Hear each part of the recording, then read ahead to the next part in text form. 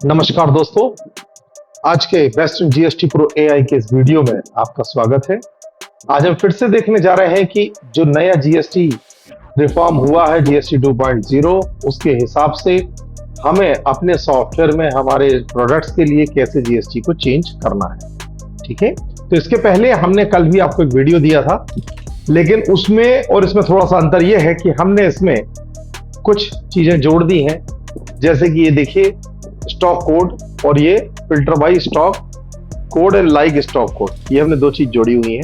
तीसरी चीज जोड़ी हमने ये देखिए रिडक्शन एंड इंक्रीज, और चौथा हमने जोड़ा हुआ अपडेट एमआरपी ऑल्सो। ठीक है, चूंकि आपको नए रिजीम के हिसाब से नया एमआरपी भी डालना होगा अपने प्रोडक्ट पे और उसको लेवल भी करना होगा, साथ ही साथ जो पुराना एमआरपी है उसको भी दिखाना है, उसको छुपाना नहीं है। ओके, तो ये आपको करना है, लेकिन ये सब करने के पहले जो सबसे पहला काम आपको करना है वो ये कि कंपनी पे जाके बैकअप ले लेना। ध्यान रखिए, आपकी जिम्मेदारी है, जवाबदारी है। ओके, क्योंकि आप इसमें कुछ भी चीज चेंज करेंगे वो इरिवर्सिबल होगी। एक बार अगर आपने अपडेट कर दिया फिर वो रिवर्ट नहीं हो सकता। ठीक है, तो ये बहुत ध्यान से करने वाली बात है। ठीक है, और ये सारा काम आपको ही करना है। तो सबसे पहला काम यही करना है कि आप बैकअप लेके उसको सुरक्षित रख लीजिए, जिससे अगर कोई प्रॉब्लम हो भी तो हम उसको बदल पाए।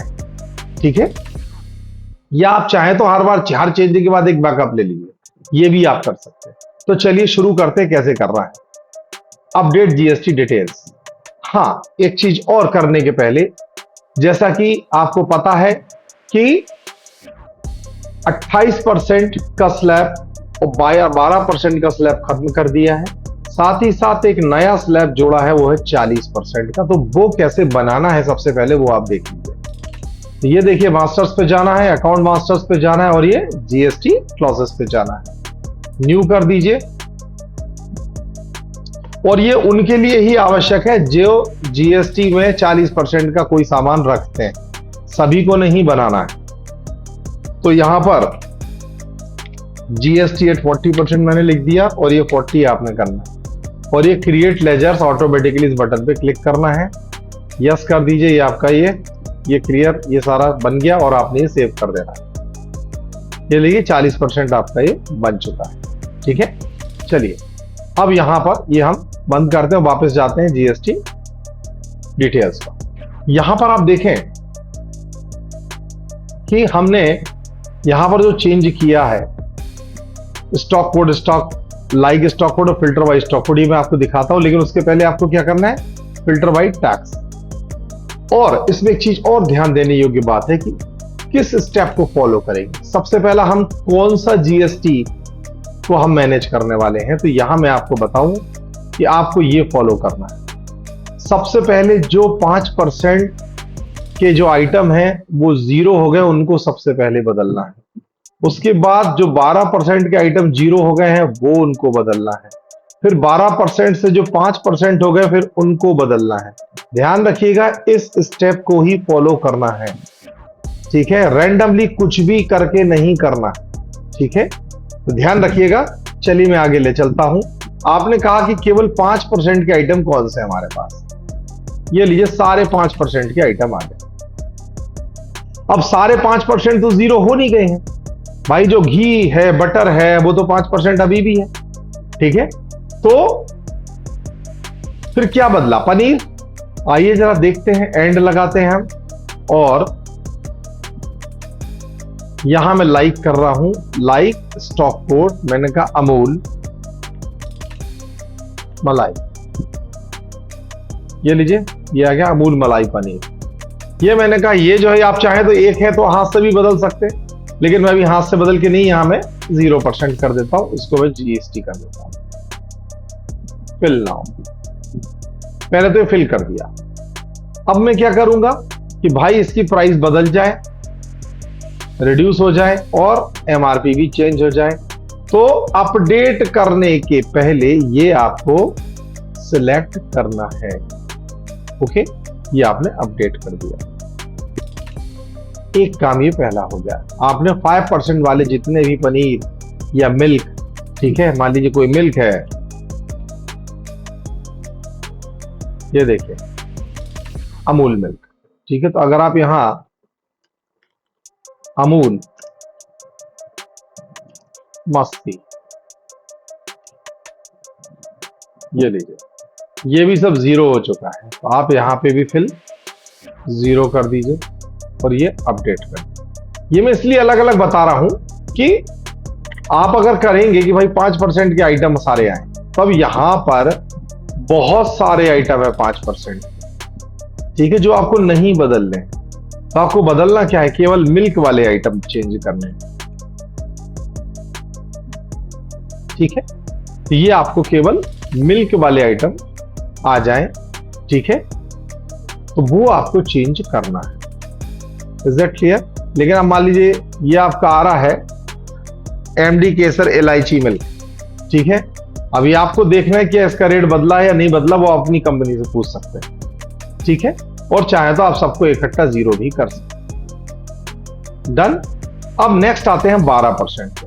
अब कौन से आइटम 12% वाले हो गए, उसके लिए 12% वाले जीरो हो गए हैं, उसके लिए मैंने आपको कम्युनिटी पर एक लिंक भी भेजी है। वो लिंक मैं आपको यहां पर दिखा भी देता हूं। ये देखिए यहां पर आप देखें, जो 12 से 18 थे अब जो 5 हो गए कि almost all the food item such as package namkeen, bhujia, sauces, pasta, ये देखिए सारे आइटम्स, ठीक है। ये 12% या 18% का रेट था, वो 5% हो गया। तो ये करना है। लेकिन जैसा कि मैंने आपको बताया कि वो आइटम जो 12% से जीरो हो गए, ठीक है, ये देखिए 12% से जीरो जो हो चुके हैं, लाइफ सेविंग ड्रग्स हैं, ठीक है, आपके एजुकेशनल मटेरियल है, जैसे कि नोटबुक्स हैं, ग्लव्स हैं, पेंसिल्स हैं, इरेजर्स हैं, शार्पनर्स हैं, वो आपके 12% से 0% पर आ गए हैं। तो वो आप यहाँ पर अपना सर्च कर लीजिए, जो भी आपके आइटम हो। आपने कहा मुझे इसे 12% वाले चाहिए, ठीक है, ये मैंने अलग कर दिया और इसको मैंने फिल्टर लगाया। तो जैसे आपने फिल्टर लगाए तो ये देखिए सारे आपके जीएसटी रेट्स आ गए। अब इसमें से कौन सा आपका कितना बदल गया है, कौन सा नहीं बदला है, मेरे पुराने स्टेप्स को फॉलो कीजिएगा, ठीक है। अब लास्ट एंड द लीस्ट मैं आपको बताने वाला हूं कि वो 40% वाले जो आइटम, ठीक है, वो कैसे आप बदलने वाले हैं। चूंकि जो भी आइटम्स हैं, खासकर मैं बात करूं कोका कोला या जितनी भी बेवरेजेस आइटम्स हैं, उनमें टैक्स तो लगता ही था, प्लस सेस भी आपको लगता था, ठीक है। तो ये देखिए, तो सबसे पहले हम सेस देख लेंगे किन आइटम पे सेस लग रहा है। ये देखिए 12% सेस, ये लीजिए ये सारे आइटम आ गए जिन पे 12% सेस लग रहा है, ये देख पा रहे हैं। अब मैं क्या करूंगा, ये बहुत ध्यान रखने वाली बात है, इसलिए मैं इसको स्ट्रेसफुली आपको बता रहा हूं, क्योंकि इसमें गलती होने की संभावना बहुत ज्यादा है, इसलिए बहुत ध्यान पूर्वक इसको देखिए। मैंने कहा ये अभी जीरो करना है, मुझे क्या जीरो करना है, सेस। पहले तो फिल कर देता हूं। अब इसमें आपको ये ऑफ करना है और ये प्राइसिंग को एज इट इज रखना है, क्योंकि जब हम जीएसटी बदलेंगे तभी प्राइस बदलना है। ध्यान रखिएगा, सेस में हमें ना एमआरपी बदलना है, ना अभी ना रिड्यूस करना है। अभी कीप एग्जिस्टिंग सेल प्राइस करके इसको अपडेट कर दीजिए। वेट कीजिए, ये हो रहा है। इट में टेक्स टाइम, थोड़ा सा समय भी लग सकता है। ये लीजिए हो गया, ये देखिए इस पे हम क्लिक कर सकते हैं, ठीक है। अब मैं क्या करूंगा, जितने भी ये 28% आ गया, ठीक है, इस पे मैं क्या करूंगा 40% जीएसटी। ध्यान रखिएगा, पहले सेस करके मैंने ये ऑफ करके ये अपडेट किया था। अब मैं क्या करूंगा, फिल करूंगा 40%। अब मैं बदल दूंगा रेट और एमआरपी। ध्यान रखिएगा, इस स्टेप को ही फॉलो करना है अगर आप बेवरेजेस के या जो भी आइटम जिसमें आपको सेस लगता था, ठीक है, उसको बदलने के लिए, ठीक है। मैं फिर से कह रहा हूं, वो आइटम जिसमें सेस लगता था उसके लिए ही स्टेप है।